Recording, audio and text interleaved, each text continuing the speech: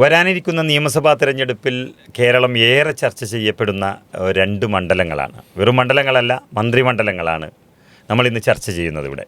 അതിലൊന്ന് നമ്മുടെ വീണ ജോർജിൻ്റെ ആറന്മുളയും മറ്റൊന്ന് വിവാദ നായകനായ മന്ത്രി സജി ചെറിയാൻ്റെ ചെങ്ങന്നൂരുമാണ്. വിവാദ നായകൻ അല്ലെങ്കിൽ വിവാദ നായിക അല്ലാത്ത ആളല്ല വീണ ജോർജ്. 2 ജില്ലയാണെങ്കിൽ വിവാദം ഉണ്ടാക്കാൻ പറ്റുന്നവർ തന്നെയാണ്.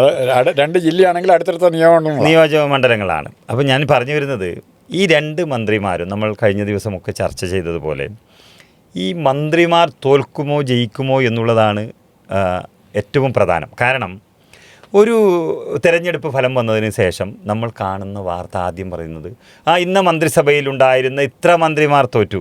അതാണല്ലോ ഹൈലൈറ്റ്, എല്ലാ ന്യൂസ് അതാ. അതുകൊണ്ട് തന്നെ ആദ്യം തന്നെ പറയുകയാണ് വൻതോക്കുകൾ കടപുഴകി വീണു. ഈ വൻമരങ്ങൾ കടപുഴകാൻ സാധ്യതയുള്ളതാണോ ഈ മണ്ഡലങ്ങൾ എന്നുള്ളതാണ് നമ്മൾ ചർച്ച ചെയ്യുന്നത്. നമുക്ക് ആദ്യം ആറന്മുള തന്നെ എടുക്കാം. ആറന്മുള എടുക്കുമ്പോൾ വീണ ജോർജ് ഒരു ചാനൽ പ്രവർത്തകയെ അവതാരികയായിരുന്നു. മാത്രമല്ല ഇലക്ഷൻ അനാലിസിസൊക്കെ ആദ്യം അവതരിപ്പിച്ച ഇന്ത്യ വിഷനിൽ തന്നെ വർക്ക് ചെയ്തിട്ടുണ്ടവർ. ജയശങ്കറും KS രാധാകൃഷ്ണനും ആദ്യമായിട്ട് ഇലക്ഷൻ ചർച്ച നിയോജകമണ്ഡലം ബേസ് തുടങ്ങിയത്. പക്ഷെ അന്ന് ചർച്ച ചെയ്തതൊക്കെ വിഴുങ്ങി. അത് എല്ലാവരും വിഴുങ്ങി. അത് വേറെ കാര്യം. ഇവിടെ വീണ ജോർജിനെ കൊണ്ടുവന്ന ഹൈപ്പ് ഭയങ്കരമായിരുന്നു. അതായത് വീണ ജോർജിന് മുൻപിരുന്ന ഇതുപോലെ ഹൈപ്പ് കൊടുത്ത് ഏറ്റവും വലിയ നേതാവായിട്ട് അവതരിപ്പിച്ച പിണറായി വിജയനേക്കാൾ വലിയ നേതാവായിട്ട് അവതരിപ്പിക്കും. ഏറ്റവും കൂടുതൽ ഭൂരിപക്ഷം കിട്ടുകയും ചെയ്ത ആളാണ് ശൈലജ ടീച്ചർ. ആ ശൈലജ ടീച്ചറെ മാറ്റി നിർത്തിക്കൊണ്ടാണ് വീണ ജോർജിനെ പിടിച്ച് ആരോഗ്യമന്ത്രിയാക്കുന്നത്. അപ്പം ശൈലജ ടീച്ചറിൻ്റെ ഒപ്പമെങ്കിലും സഭയിൽ തന്നെ ഉണ്ട്. അപ്പം വീണ ജോർജിനെ കൊണ്ടുവന്ന് കഴിഞ്ഞപ്പോൾ അവിടെയാണ് ഇന്ന് സജി ചെറിയാൻ പറഞ്ഞതിൻ്റെ പൊരുൾ മനസ്സിലാകുന്നത്. സജി ചെറിയാൻ എന്നൊരു വാചകം പറഞ്ഞു, മലപ്പുറത്ത് ആരാ ജയിക്കുന്നതെന്ന് നോക്കിയാൽ മതി, വേറെ ഒന്നും ആലോചിക്കണ്ട. മലപ്പുറത്ത് ആരാ ജയിക്കുന്നത്, മുസ്ലിങ്ങളുള്ളിടത്ത് മുസ്ലിങ്ങൾ ജയിക്കുന്നു എന്നുള്ള ധ്വനിയാണ് പറഞ്ഞതെങ്കിൽ ഓർത്തഡോക്സ് സഭയ്ക്കോ അല്ലെങ്കിൽ അതുപോലെ ചില കത്തോലിക്ക സഭയ്ക്ക് ഭൂരിപക്ഷമുള്ള സ്ഥലങ്ങളിൽ സജി ചെറിയാനും വീണ ജോർജും ജയിക്കുക. അതിനുവേണ്ടി തന്നെയാണ് ഇവരെ സ്ഥാനാർത്ഥിയാക്കി നിർത്തിയത്. ബിഷപ്പുമായിട്ടുള്ള ബന്ധത്തിൻ്റെ പേരിലാണ്. അതെല്ലാവർക്കും അറിയാവുന്ന കേസാണ്. അന്ന് ചർച്ച ചെയ്യപ്പെടുകയും ചെയ്തു. ശിവദാസൻ നായരെ തുടർച്ചയായി 2 തവണ പരാജയപ്പെടുത്തുന്നു. ആദ്യത്തേൽ 7000 ചില്ലാനം വോട്ടിലാണെങ്കിൽ 2016 7000 ചില്ലാനം വോട്ടിലാണെങ്കിൽ 2021 അത് 19,000 വോട്ടുകൾ എത്തി.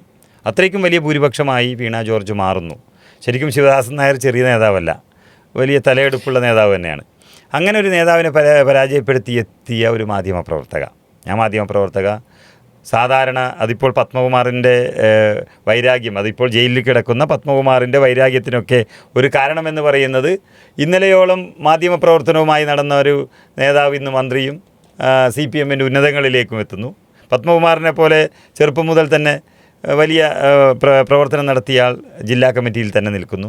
ഇങ്ങനെയൊക്കെയുള്ളൊരു സാഹചര്യം. അത് പത്മകുമാറിൻ്റെ കാര്യം അവിടെ നിൽക്കട്ടെ. ഞാൻ പറഞ്ഞു വരുന്നത്, തീർച്ചയായും വീണ ജോർജിന് കൊടുത്ത ഒരു വലിയ പ്രാധാന്യം, ആ പ്രാധാന്യം അവർക്ക് സംരക്ഷിക്കാൻ പറ്റുമോ ഈ 2026 എന്നുള്ളതാണ്. അല്ല, മാർക്സിസ്റ്റ് പാർട്ടിക്ക് വീണ ജോർജിന് കൊടുത്ത പ്രാധാന്യത്തെ ഒരിക്കലും തള്ളിപ്പറയാൻ പറ്റില്ല.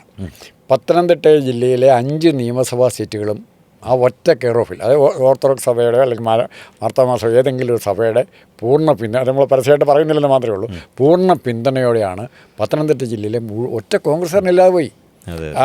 ആന്റോണിയൊക്കെ അവിടെ ജയിക്കുന്നു, പാർലമെൻറ്റിലേക്ക് ജയിക്കുന്നുണ്ട്. പക്ഷേ പാർലമെൻറ്റിൽ പോലും ഭൂരിപക്ഷം കുറഞ്ഞു വരുമായിരുന്നു ആദ്യം. ആന്റോണിക്ക് ഏറ്റവും ദുർബലനായ MP ആയിട്ട് മാറിയാണ്. ഇപ്പം അങ്ങനെ പിന്നെ വീണ്ടും KPCC പ്രസിഡന്റ് ചാർജ് കൊടുക്കാൻ നോക്കുക, അത് വേറൊരു വശം. എന്നാൽ പോലും ഈ വീണ ജോർജ് അവിടെ ചെന്നതുകൊണ്ട് ഇന്നത്തെ കാലത്ത് നേട്ടമുണ്ടായ ഏക പാർട്ടി കോൺഗ്രസ് പാർട്ടിയാണ്, ഇന്ത്യൻ നാഷണൽ കോൺഗ്രസ്സാണ്. കാരണം അവിടെ ഷെയർ ചെയ്യേണ്ട സീറ്റുകളൊന്നുമില്ല. ഷെയർ ചെയ്യേണ്ട സീറ്റ് കോൺഗ്രസിന് മിക്കവാറും എല്ലാ സീറ്റും അവർക്ക് മത്സരിക്കാൻ പറ്റും. ജോസഫ് ഗ്രൂപ്പിന് ഒരു സീറ്റോ വല്ലതും കൊടുക്കുകയുള്ളൂ, ബാക്കി സീറ്റ് ജയിക്കാൻ പറ്റും. അപ്പോൾ ഈ കാറ്റഗറിയിൽ വീണ ജോർജിൻ്റെ ഏറ്റവും പിണറായി വിജയൻ കഴിഞ്ഞാൽ ഏറ്റവും കൂടുതൽ പരാജയപ്പെട്ട മന്ത്രിമാരിൽ 1ാം സ്ഥാനത്തോ 2ാം സ്ഥാനത്തോ ആരുണ്ട്? വീണ ജോർജുണ്ട്. ഇനി അവർ എല്ലാ വിദ്യാഭ്യാസവും സൗകര്യവും സംസാരിക്കണം നന്നായിട്ടറിയാം, പത്രക്കാരെല്ലാം ഹാൻഡിൽ ചെയ്യാനറിയാം. അവരുടെ ആരോഗ്യവകുപ്പിനെ പറ്റി എന്താ നല്ലത്? ആരോഗ്യവകുപ്പിനെ പറ്റി നല്ലത് പറയാനില്ല എന്ന് മാത്രമല്ല, മരുന്ന് കിട്ടാനില്ല, രോഗികളുടെ വയറ്റിൽ വരെ കത്രിക വെച്ച് തുന്നിക്കെട്ടുന്ന ഒരു അവസ്ഥ ആദ്യമായി. കത്രിക പോലും ആശുപത്രിയിലില്ല, ഇത് മരുന്ന് തുന്നിക്കെട്ടുന്നു, അതുപോലെ പഞ്ഞി തുണികൾ തുന്നിക്കെട്ടുന്നു.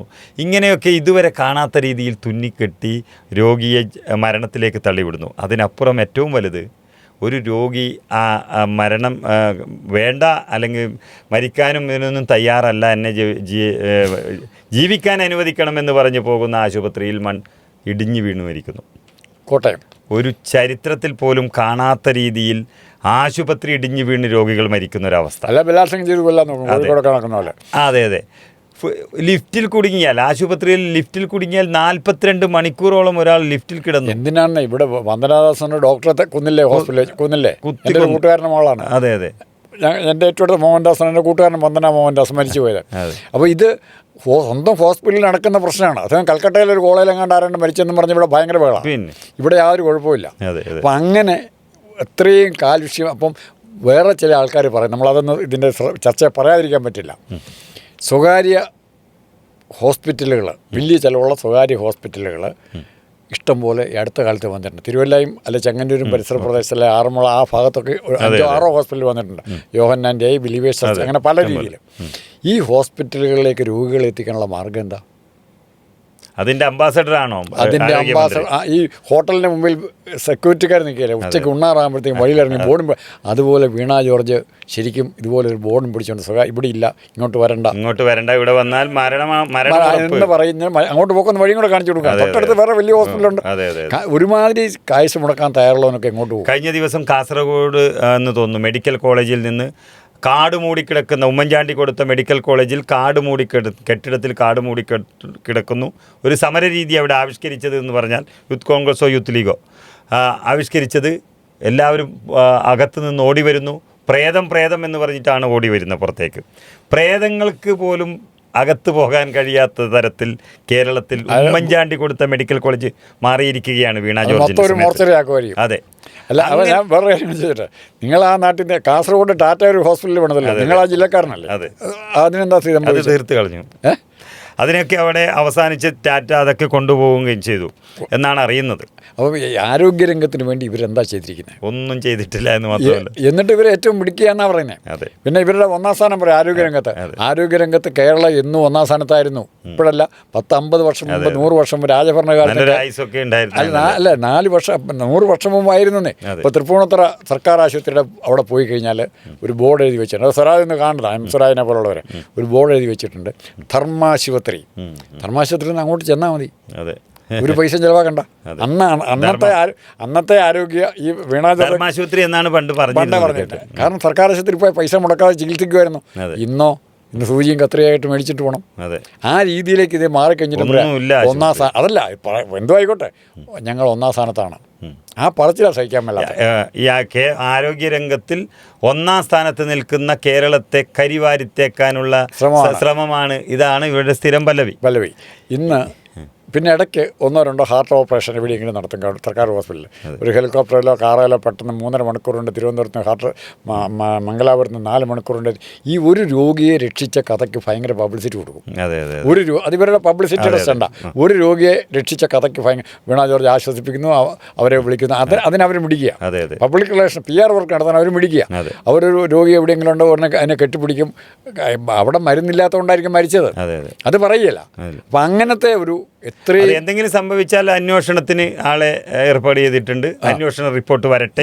മുഖ്യമന്ത്രിയുടെ ഇത് എന്തെങ്കിലും നല്ല ചെയ്താൽ ഉടനെ പറയും മുഖ്യമന്ത്രിയുടെ നിർദ്ദേശപ്രകാരം ഞങ്ങൾക്കൊരു കപ്പിത്താനുണ്ടെന്ന് ആദ്യം വിളിച്ചു പറഞ്ഞത് വീണ ജോർജാ. കപ്പൽ ആടി വിലയില്ല. അപ്പോൾ അവർ പിണറായി വിജയനെ സംസാരം കൊണ്ട് സൂചിപ്പിക്കുകയും അവരുടെ കാര്യങ്ങൾ എന്തെങ്കിലുമൊക്കെ ഉണ്ടെങ്കിൽ അത് നോക്കുകയും ചെയ്യാന്നുള്ളതാണ് അവർ ചെയ്തുകൊണ്ടിരിക്കുന്നത്. പൂർണ്ണ പരാജയമാണ് കേരളത്തിൻ്റെ ആരോഗ്യമന്ത്രി എന്ന് 1000 വട്ടം പറഞ്ഞാൽ പോലും അതിൽ യാതൊരു തർക്കവുമില്ലാത്തൊരു കാര്യമാണ്. അങ്ങനെയുള്ളൊരു ആരോഗ്യമന്ത്രി അവരുടെ മണ്ഡലമായ ആറന്മുളയിൽ പൂർണ്ണമായും പരാജയപ്പെടില്ലേ എന്നുള്ളതാണ് ചോദ്യം. ഉറപ്പായിട്ടും. അതിന് പറ്റിയ ആൾ അപ്പുറം തൊട്ടടുത്തുണ്ട്, സജി ചെറിയാൻ. അതെ. ഈ ആറന്മുളയിൽ മത്സരിക്കാൻ സാധ്യതയുള്ള UDF സ്ഥാനാർത്ഥികൾ ആരെങ്കിലും? അബിൻ വർക്കി, എനിക്ക് തോന്നുന്നു അവിടുത്തെ യൂത്ത് കോൺഗ്രസിന്റെ നേതാവ് അവിടെയുണ്ട്. ഇന്ദുചൂടൻ അങ്ങനെയൊക്കെ ആറന്മുള മത്സരിക്കാൻ സാധ്യതയുള്ള മെയിനായിട്ട് അബിൻ വർക്കയുടെ പേര് ചെങ്ങന്നൂർ ആറന്മുള എല്ലാം കേൾക്കുന്നുണ്ട്. അവസാനം കൊടുക്കുമെന്ന് അറിയത്തില്ല. അതെ അതെ അതെ. ഏറ്റവും നല്ല കാൻഡിഡേറ്റ് അയാളായിരുന്നു. അയാൾ വന്നിരുന്ന വ്യത്യാസം വന്നേനെ. അതുപോലെ തന്നെ ആ ലോക്കലായിട്ട് ഒത്തിരി അത് വിജയ് ഇന്ദുചൂടൻ എന്നൊക്കെ പറയുന്ന യൂത്ത് കോൺഗ്രസ് നേതാക്കന്മാരുണ്ട്. ലോക്കലായിട്ട് ഒത്തിരി പേരുണ്ട്. പക്ഷെ അവരെ ഒന്നും വളരാൻ സമ്മതിക്കാത്തൊരു കോൺഗ്രസിന്റെ ഗ്രൂപ്പ് രാഷ്ട്രീയം അത്ര തീവ്രമായ ഗ്രൂപ്പ് രാഷ്ട്രീയമായിരുന്നു. ആന്റോ ആന്റണിയും ശിവദാസൻ നായർ ഒരു പി ജെ കുര്യൻ മത്സരിക്കാൻ റെഡിയാണെന്ന് പറഞ്ഞത്. അസംബ്ലിയിലേക്ക് മത്സരിക്കാൻ റെഡിയാണെന്നാണ് പറഞ്ഞത്. ചെറിയ വയസ്സ്. അതിനിടയ്ക്ക് അവിടുന്ന് പോയ അടൂര്, തൊട്ടപ്പുറത്ത് അടൂരിൽ നിന്ന് പോയ രാഹുൽ മാങ്കൂട്ടം മോശക്കാരനല്ല. ഇപ്പോഴും പണികളുടെ സപ്പോർട്ടുണ്ട്. പക്ഷേ അത് പബ്ലിക്കിൻ്റെ സപ്പോർട്ട് ചിലപ്പോൾ കിട്ടണമെന്നില്ല. അത് വേറെ കാര്യം.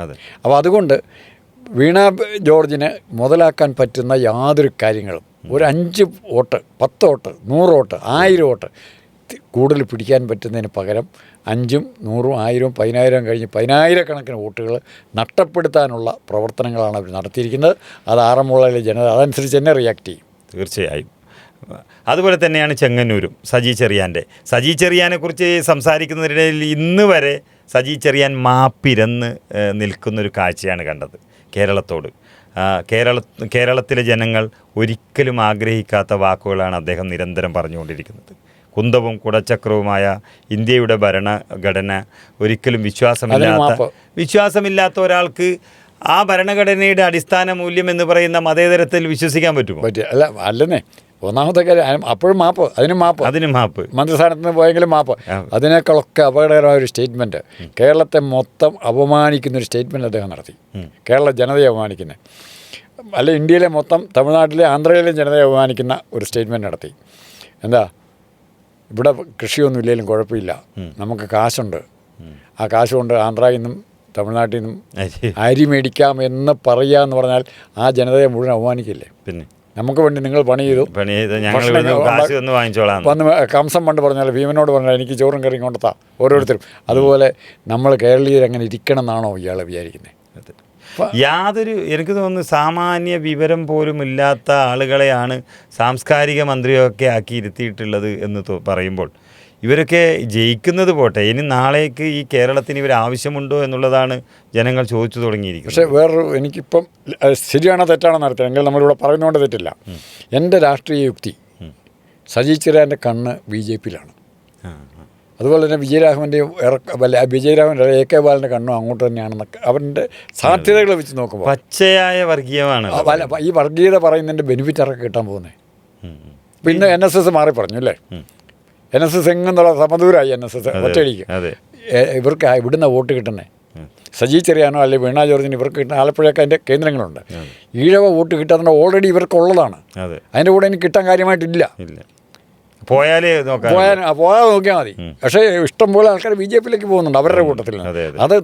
അതായത് BJP-യുടെ വളർച്ച എന്ന് പറയുന്നത് കേരളത്തിൽ വളരാൻ ഇവർ ഇൻഡയറക്റ്റായിട്ട് സഹായിച്ച് അടിത്തറ ഇളക്കി, കമ്മ്യൂണിസ്റ്റ് പാർട്ടിയുടെ അടിത്തറ ഇളക്കി തകർത്ത് കളഞ്ഞിരിക്കുന്നു. അതാണ് സംഭവിച്ചിരിക്കുന്നത്. അപ്പോൾ സജി ചെറിയാൻ എന്ത് കോൺട്രിബ്യൂഷനാണ് പറയാനുള്ളത്? ഇത് വീണ ജോർജിനേക്കാൾ കഷ്ടമാണ് സജി ചെറിയാൻ്റെ കാര്യം. പിന്നെ ഒരു ക്രിസ്ത്യൻ മുഖത്തെ 2 പേരെ പുറത്ത് കാണിക്കേണ്ട ആവശ്യം CPM-നുള്ളത് കൊണ്ട് മാത്രം ഇവർക്ക് പ്രാധാന്യം കിട്ടി, അത്രയേ ഉള്ളൂ. അതിനപ്പുറത്തേക്കില്ല. രാഷ്ട്രീയമായി ഒരു ഇമ്പോർട്ടൻസ് ഇവർക്കില്ല. പിന്നെ ആലപ്പുഴയിലെ ഗ്രൂപ്പ് രാഷ്ട്രീയത്തിൽ സുധാകരനെ ഒതുക്കണമായിരുന്നു. സുധാകരൻ ഇല്ലായ്മയാണ്. അപ്പം നാസറും സലാമും ഇങ്ങനെയും കൂടെ ചേർന്ന് സജി ചെറിയാനും കൂടെ ചേർന്നാണ് സുധാകരനെ ഒന്നുമില്ലാതാക്കുന്നത്. കേരളത്തിലെ ഏത് ഗ്രൂപ്പ് എടുത്താൽ 2 മന്ത്രിമാരുടെ പേര് ഞാൻ പറയും. ഒന്ന് C രവീന്ദ്രനാഥും, അരിമണൽ കർത്തയായിട്ട് ബന്ധമുണ്ടെങ്കിൽ പോലും C രവീന്ദ്രനാഥും സുധാകരനുമാണ്. അഴിമതിയുടെ കറ തൊട്ടിട്ടില്ല. പിന്നെ വിദേശ പര്യടനം കുറവാണ്. വിമാനത്തെ കയറിയിട്ടുണ്ടെന്ന് പോലും അറിയത്തില്ല. സർക്കാർ ചെലവിൽ കയറിയിട്ടില്ല ഏതായാലും. അങ്ങനെയുള്ള ഒരു ഉദാഹരണം അവർ ഒഴിവാക്കിയിട്ടാണ് ഇവരാണ് സജി ചെറിയാനും വീണ ജോർജും ഒക്കെയാണ് കമ്മ്യൂണിസ്റ്റ് പാർട്ടിയുടെ നേതൃത്വത്തിലേക്ക് വന്നു എന്നുള്ളത് തന്നെയാണ് ഈ പ്രസ്ഥാനം തകരുന്നതിൻ്റെ ജീർണിക്കുന്നതിൻ്റെ അടിസ്ഥാനം. നമ്മൾ പറഞ്ഞു വരുന്നത് ഈ മന്ത്രിമാർ അവരുടെ എന്ത് ജോലി ചെയ്തു എന്നും ആ മന്ത്രിമാർ എത്രത്തോളം ഇനി വിജയിക്കാൻ സാധ്യതയുണ്ട് എന്നും ഒന്ന് വിലയിരുത്താൻ വേണ്ടി തന്നെയാണ് ആദ്യം നമ്മൾ ഈ മന്ത്രിമണ്ഡലങ്ങളെക്കുറിച്ച് ചർച്ച ചെയ്തത്. ശരിക്കും പറഞ്ഞാൽ സജി ചെറിയാനും ഇനി കേരളത്തിന് ആവശ്യമില്ലാത്ത, അല്ലെങ്കിൽ വളരെയധികം വെറുപ്പിച്ചു എന്ന് തോന്നിക്കുന്ന ഒരു മന്ത്രി തന്നെയാണ്. അതുകൊണ്ട് അദ്ദേഹത്തിൻ്റെ തോൽവിയും ഏകദേശം ഉറപ്പാണ് എന്നുള്ള തരത്തിലാണ് ഒരു സംസാരമുള്ളത്. ഏതായാലും നമുക്ക് ചെങ്ങന്നൂരിലെ മത്സരവും കാത്തിരുന്ന് കാണേണ്ടി വരും. അല്ല, അതൊന്നും കാത്തിരുന്നൊക്കെ ചെങ്ങന്നൂരൊക്കെ ബേസിക്കലി നേരത്തെ കോൺഗ്രസ് സീറ്റായിരുന്നു. 1965 പക്ഷേ നായർ ക്രിസ്ത്യൻ കൂട്ടുകെട്ടിൻ്റെ ഏറ്റവും ശക്തമായ പ്രതിഫലനമുള്ള 2 സ്ഥലങ്ങളായി പത്തനംതിട്ടയൊക്കെ, ചങ്ങനാശ്ശേരി പത്തനംതിട്ടയൊക്കെ. അവിടെ പത്തനംതിട്ടയിൽ 1965 പോലും KR സരസ്വതി എന്ന കേരള കോൺഗ്രസ് ജയിക്കുകയാണ്. അത് നായർ ക്രിസ്ത്യൻ കോമ്പിനേഷൻ മാത്രം. ആ അനുഭവം വെച്ചുകൊണ്ടാണ് അത് വർക്കൗട്ട് ചെയ്യാൻ ഇവർ നോക്കിയത്. ക്രിസ്ത്യാനിയും കൂടെ കൊണ്ടുവന്നു കഴിഞ്ഞാൽ SNDP നായരും ക്രിസ്ത്യാനിയും കൂടെ ചേർന്ന് കഴിഞ്ഞാൽ ജയിക്കാൻ പറ്റും എന്നൊരു തോന്നൽ, അതിൻ്റെ ആ ബോധം, അതാണ് സോഷ്യൽ എഞ്ചിനീയറിങ്. അതായത് പച്ചവർഗീയത ചെയ്യാൻ തീരുമാനിച്ചത്. അതായത് നമ്മളിപ്പോൾ ചർച്ച ചെയ്ത ആറന്മുളയും ചെങ്ങന്നൂരും ഈ പറഞ്ഞ ഘടകങ്ങളെക്കാളെല്ലാം വലിയ ഘടകമായി നിൽക്കുന്നത് എനിക്ക് തോന്നുന്നു ശബരിമല തന്നെയായിരിക്കും. തൊട്ടടുത്ത സ്ഥലമാണ് ശബരിമല. ആറന്മുളയായാലും ചെങ്ങന്നൂരായാലും തൊട്ടടുത്ത് നിൽക്കുന്ന ഏറ്റവും വലിയൊരു ആരാധനാലയം. അവിടെ കാണിച്ച ഏറ്റവും വലിയ തട്ടിപ്പും തരികിടയും തന്നെയായിരിക്കും ഒരുപക്ഷെ നമ്മളിപ്പോൾ ചർച്ച ചെയ്തതിനെല്ലാം അപ്പുറത്ത് അതിൻ്റെ വിധി നിർണ്ണയിക്കും. വേറെ എന്തെല്ലാം കാര്യങ്ങൾ സംഭവിച്ചാലും ഈ വികാരം ജനങ്ങളുടെ ഇടയിലുണ്ടാവും. അതായത് ഒരു പ്രാവശ്യം യുവതികളെ പ്രവേശിപ്പിക്കാൻ വേണ്ടി സമരം ചെയ്ത CPM, അതിനുവേണ്ടി വാശി പിടിച്ച CPM എന്ന് പറയുന്നത് പിണറായി വിജയൻ, ഇന്ന് നേരെ മറിച്ച് അത്തരം കാര്യങ്ങളൊന്നും മിണ്ടാതെ ശബരിമലയുടെ ഉയർച്ചയ്ക്കും വളർച്ചയ്ക്കും ആചാര സംരക്ഷണത്തിനും വേണ്ടി നിൽക്കുന്ന പിണറായി വിജയനായി ഇങ്ങനെ നാണം കെട്ട് നടക്കുകയാണ്. അങ്ങനെ ചെയ്യാൻ എല്ലാവർക്കും പറ്റിയില്ല. നിലപാടുകൾ അങ്ങനെ തള്ളിപ്പറയാൻ ആർക്കും പറ്റിയില്ല. ഇപ്പോൾ VD സതീശൻ്റെ അഡ്വാൻറ്റേജ് ഏതാ? നിലപാടുകളിലുള്ള ഉറപ്പ്. പിണറായി വിജയൻ അത് ഇല്ലാതെ പോയി. അത് മാത്രമേ ഉള്ളൂ. അപ്പോൾ നമ്മൾ ചർച്ച ചെയ്തത് ഈ മന്ത്രിമണ്ഡലങ്ങളിൽ എന്ത് സംഭവിക്കും എന്നുള്ളതാണ്. അവരുടെ പ്രവർത്തനങ്ങൾ എങ്ങനെയായിരുന്നു, അവർ നമ്മുടെ സംസ്ഥാനത്തിന് വേണ്ടി എന്ത് ചെയ്തു, അവരുടെ വകുപ്പുകൾ എങ്ങനെ കൈകാര്യം ചെയ്തു എന്നതിലെല്ലാം അവർ പരാജയമായിരുന്നു. അതിനപ്പുറം അവരുടെ രാഷ്ട്രീയം ഇനി ജയിക്കാൻ സാധ്യതയുണ്ടോ എന്നും നമ്മൾ ചർച്ച ചെയ്തു. പക്ഷേ ഇതിനെല്ലാം അപ്പുറത്ത് ഈ പറയുന്ന 2 മണ്ഡലങ്ങളിൽ എനിക്ക് തോന്നുന്നു ശബരിമല വലിയൊരു പ്രത്യാഘാതം ഈ 2 മന്ത്രിമാരായ 2 സ്ഥാനാർത്ഥികൾക്കും വലിയ പരാജയം തന്നെയായിരിക്കും ഉണ്ടാക്കി കൊടുക്കുക എന്നുള്ളതിൽ യാതൊരു സംശയമില്ല.